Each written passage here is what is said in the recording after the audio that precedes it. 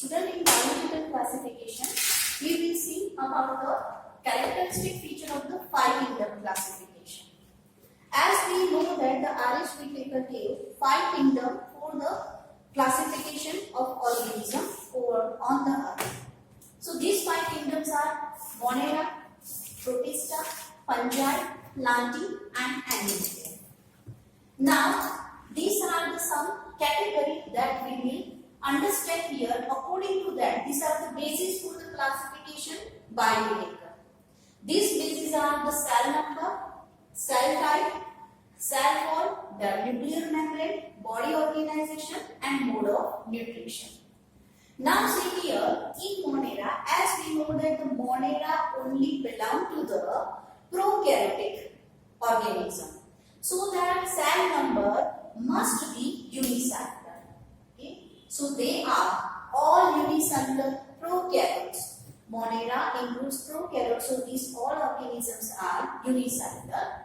Protista also belong to the unicellular organism, whereas from fungi, Plantae and Animalia, they all belong to the multicellularity.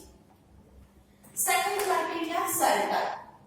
On the basis of the structure of the cell, their organization of the nuclear membrane and the chromosome or the genetic material, the cells are of two types, prokaryotic and eukaryotic. So prokaryotic cell, Monera, all prokaryotic organisms are placed in the Monera kingdom. Exclude the Monera, all other kingdoms are the eukaryotic one.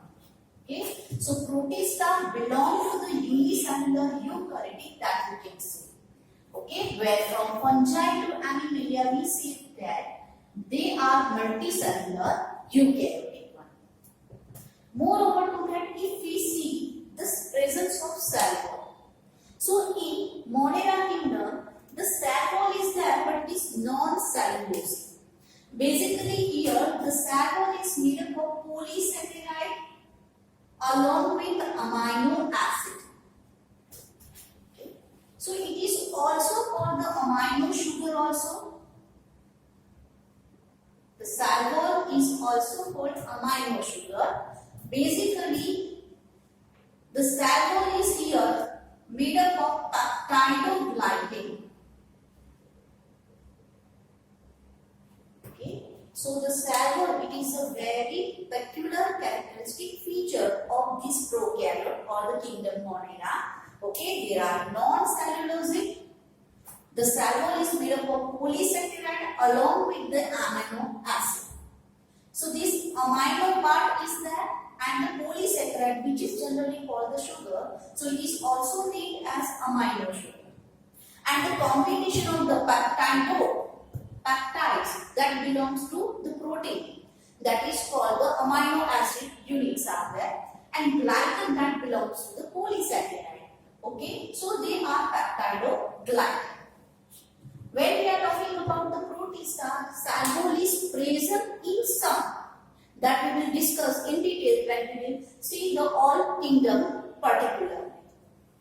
In fungi, the cell wall is very different, and that's why on the basis of the mode of nutrition and the cell wall composition, earlier actually the fungi was included in the Plantae. But after the more the scientific view, more the criteria included, it was excluded from the Plantae and it is placed in separate kingdom. Okay, so it is made up of chitin. Cell wall is present and that is with the chitin, which is one kind of the polysaccharide.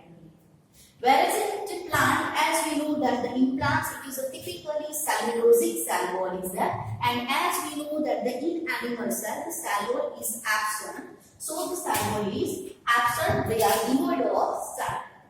Now the next criteria, if we see about the nuclear membrane. So in Monera, as they are the prokaryotic one, nuclear membrane is absent. So nuclear membrane is absent so that the genetic material is suspended in the cytoplasm only, and such kind of the That's why they are called such kind of the arrangement is called the nucleoid, where the circular DNA arranged in the cytoplasm. Okay. Moreover to that, why we are called the prokaryote? As we know, pro means primitive. Pro means primitive. Karyon means nucleus. So the primitive nucleus, where the nuclear membrane is absent one. Whereas about the from protista to the animalia, as they are the eukaryotic. U means true. U means true. Karyon means nucleus. The true nucleus, that is the nucleus with nuclear membrane, is called the eukaryotic one.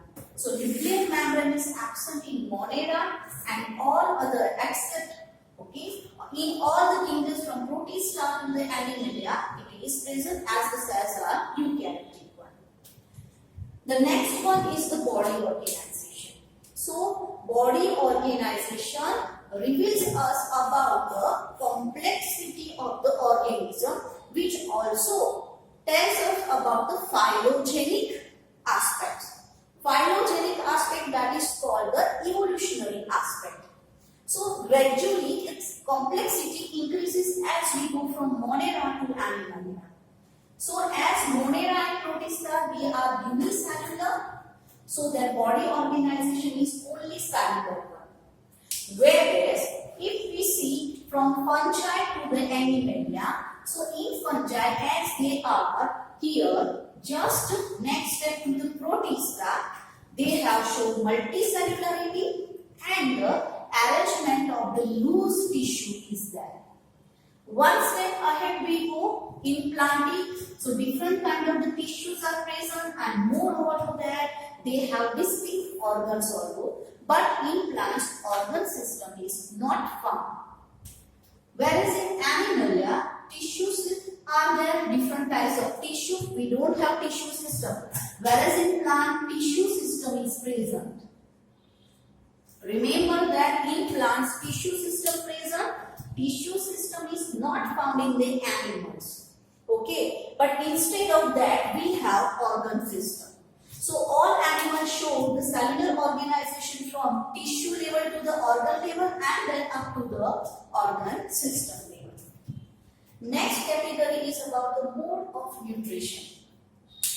So Monera are autotrophic and heterotrophic. In two categories we can study. That we will study in detail in the when we study the individual kingdoms.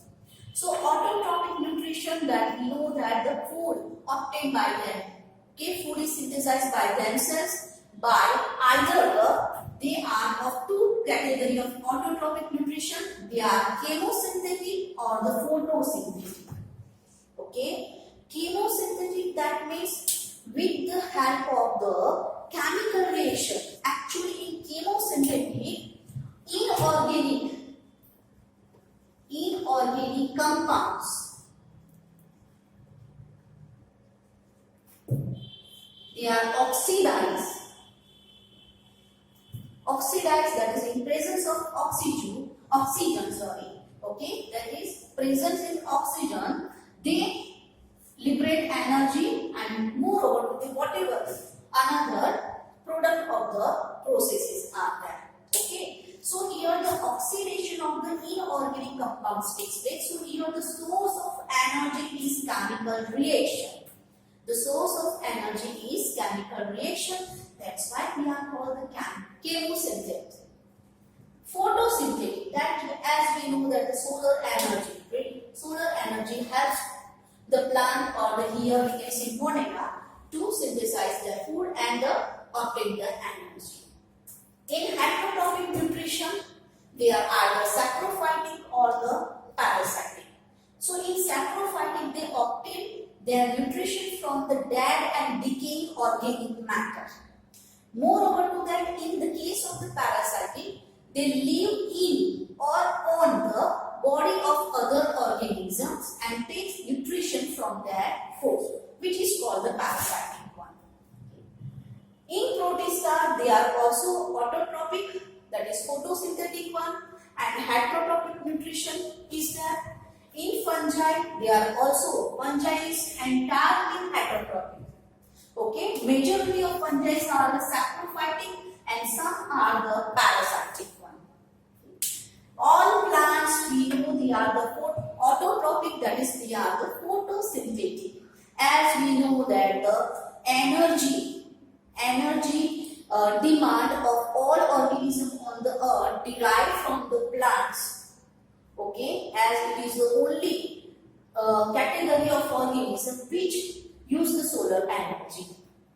Then the animalia, they are the heterotrophic holozoic nutrition as well as they are the saprophytic one. Holozoic nutrition means what? Holozoic nutrition means they obtain their food, okay, and the process takes place inside the body. As you have studied about the nutrition in amoeba, so it is holozoic nutrition. Okay, so these all category we have discussed here about the RHV takers 5 kingdom classification, and their aspects are given here. This is the very basic similarities and dissimilarity or the comparison we have discussed here right now. Now in the next session we will discuss each and every kingdom individually.